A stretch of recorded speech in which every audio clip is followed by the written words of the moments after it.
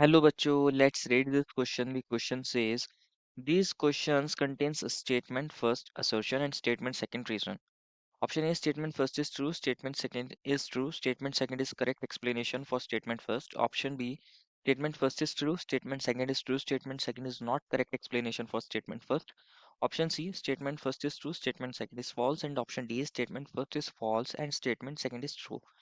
Statement first is alkynes are more reactive than alkenes toward electrophilic reagents like H+, because statement second the alkyl carbocation formed from alkene is more stable than vinyl carbocation formed from alkyne.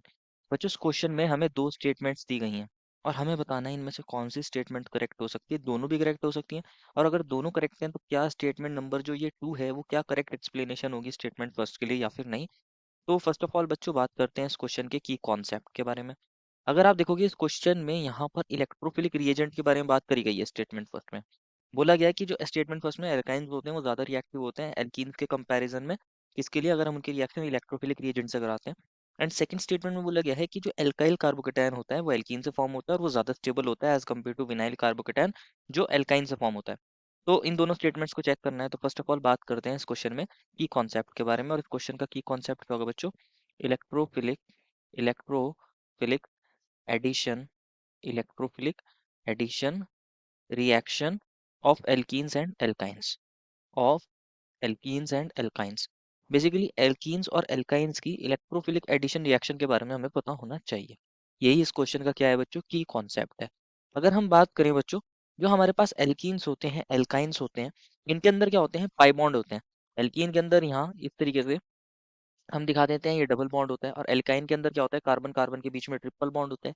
और ये pi bonds होने की वजह से ये nucleophilic nature के होते हैं।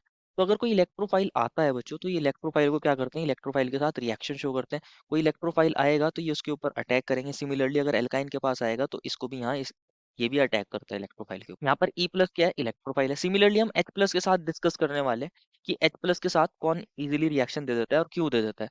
तो फर्स्ट ऑफ ऑल एक एग्जांपल ले लेते हैं, एक एल्कीन ले लेते हैं। फॉर एन एग्जांपल हम ये एक एल्कीन ले रहे हैं।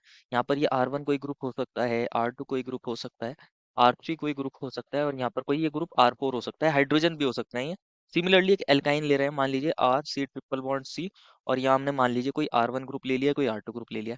अब इन दोनों के अंदर ध्यान से समझना है होता क्या है। पहले इसको समझ लीजिए, यहाँ जो होता है कार्बन एल्कीन के अंदर sp2 हाइब्रिडाइज होता है। आप जानते हो sp2 हाइब्रिडाइज होता है। और यहाँ एल्काइंस के अंदर कार्बन sp3 हाइब्रिडाइज होता है, इसके पास 2 सिग्मा और 2 पाई बॉन्ड है, तो ये sp हाइब्रिडाइज होता है। और हमारे पास एल्कीन के अंदर क्या होता है? कार्बन का एक 3 सिग्मा और 1 पाई बॉन्ड होता है, तो ये sp2 हाइब्रिडाइज होता है। परसेंटेज एस करेक्टर किसके अंदर ज्यादा है? अगर हम एल्कीन्स और एल्काइंस को कंपेयर करें, परसेंटेज एस करेक्टर जो एल्कीन्स के अंदर होता है बच्चों, वो हम कंसिडर करते हैं अबाउट 33.3% के अराउंड। और जो एल्काइंस के अंदर होगा वो अबाउट sp हाइब्रिडाइज है, तो 50% एस करेक्टर। तो जहाँ एस करेक्टर ज्यादा वहाँ इलेक्ट्रोनेगेटिविटी ज्यादा, वहाँ इलेक्ट्रोनेगेटिविटी भी ज्यादा। तो इलेक्ट्रोनेगेटिविटी अब आपको ध्यान से समझनी है, इसके अंदर इलेक्ट्रोनेगेटिविटी कहाँ ज्यादा होगी? यहाँ क्योंकि एस करेक्टर ज्यादा है तो इलेक्ट्रोनेगेटिविटी sp हाइब्रिडाइज कार्बन में ज्यादा होगी। sp हाइब्रिडाइज कार्बन में ज्यादा होगी as compare to sp2, as compare to sp2 ऐसा बोल सकते हैं। तो यहाँ क्या हो रहा होगा? कार्बन बहुत ज्यादा इलेक्ट्रॉन्स को अपनी तरफ क्या कर रहा होगा? विड्रॉ कर रहा होगा, ये जो sp हाइब्रिडाइज वाला कार्बन है। लेकिन जो हमारा एल्कीन है बच्चों, उसके अंदर भी कार्बन इलेक्ट्रॉन को विड्रॉ कर रहा होगा, लेकिन कंपैरेटिवली वीकर। अगर हम कहें बच्चों, यहाँ पर कार्बन इलेक्ट्रॉन्स को विड्रॉ कर रहा होगा एल्कीन के अंदर, लेकिन इसके अंदर जो sp2 हाइब्रिडाइज कार्बन है उसकी इलेक्ट्रोनेगेटिविटी इतनी ज्यादा नहीं है, लेकिन sp हाइब्रिडाइज कार्बन की इलेक्ट्रोनेगेटिविटी बहुत ज्यादा होती है। वो इलेक्ट्रॉन्स को विड्रॉ करता है। तो हम ऐसा बोल सकते हैं बच्चों कि अगर कोई एल्कीन हमारा कोई कार्बोकेटायन को फॉर्म करेगा, और एक एल्काइन से जो कार्बोकेटायन फॉर्म होगा जब वो H प्लस को लेगा, तो क्योंकि एल्कीन से जब कार्बोकेटायन फॉर्म होगा उसके अंदर भी एस करेक्टर कम होगा, तो वो कंपैरेटिवली ज्यादा स्टेबल होगा। और जो एल्काइंस जब एक H प्लस को लेगा और एक कार्बोकेटायन को फॉर्म करेगा, क्योंकि उसके अंदर परसेंटेज एस करेक्टर ज्यादा होगा, तो वो कंपैरेटिवली लेसर स्टेबल होगा। तो यही रीजन होता है बच्चों कि हमारे एल्काइंस हमारे जल्दी जल्दी कार्बोकेटायन नहीं फॉर्म कर पाते, लेकिन एल्कीन से हमारे एल्काइल कार्बोकेटायन इजीली फॉर्म हो सकते हैं। तो अगर हम बात करें, अगर हम इनकी रिएक्शंस किसके साथ कराते हैं? H प्लस के साथ कराते हैं।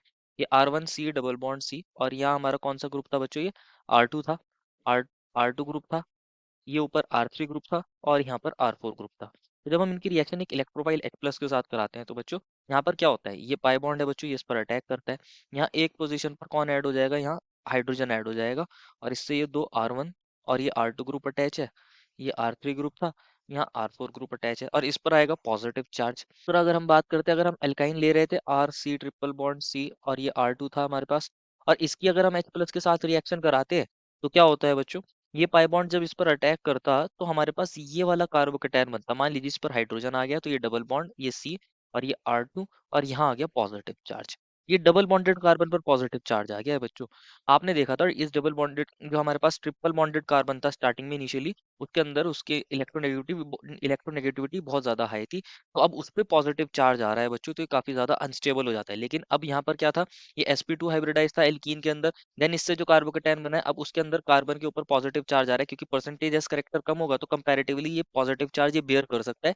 लेकिन डबल बॉन्डेड कार्बन पर यहाँ पॉजिटिव चार्ज बेयर नहीं हो पा रहा होगा, इसलिए ये रिएक्शन जो हो जाती है वो बच्चों स्लो हो जाती है कंपैरेटिवली। या बोल सकते हैं कि जो रिएक्टिविटी होती है, जो यहाँ रिएक्टिविटी होती है वो एल्कीन्स की ज्यादा होती है, एल्कीन्स की ज्यादा होती है एल्काइन से, एल्काइन से ज्यादा होती है एल्कीन्स की, क्योंकि यहाँ पर एल्काइंस के अंदर डबल बॉन्डेड कार्बन के ऊपर पॉजिटिव चार्ज आ रहा है जो उसको अनस्टेबल बना रहा है, जो उसको अनस्टेबल बना रहा है। तो यहाँ ज्यादा रिएक्टिव कौन होते हैं, एल्कीन्स होते हैं, एल्काइंस नहीं होते। तो हमें जो स्टेटमेंट फर्स्ट दी है उसमें एल्काइन को ज्यादा रिएक्टिव बताया, तो मतलब वो स्टेटमेंट फॉल्स है।